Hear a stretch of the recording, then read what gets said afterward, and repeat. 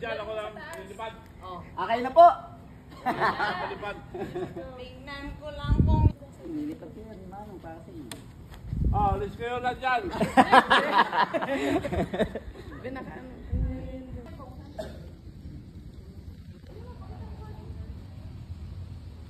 Sakay na siya.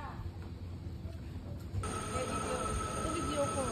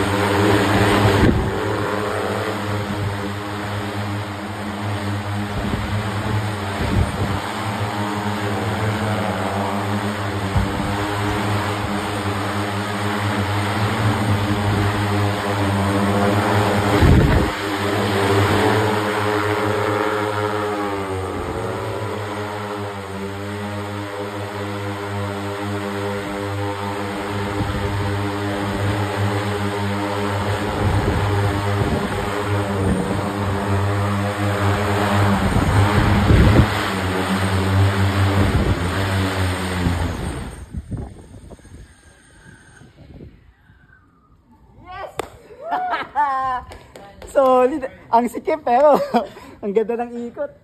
Philippines first hoverbike po. Lalo na pag traffic. Made the size very small. Kasya lang po sa likod ng pickup truck ko para po na itatravel namin sa Philippines to show the Filipinos what we have. Pero yan na po yung pinakamaliit na size namin. Kaya po natin gumawa na malaki niyan. This is only 8 motors po. So ito na yung pinaka-minimum po na pwedeng sakyan.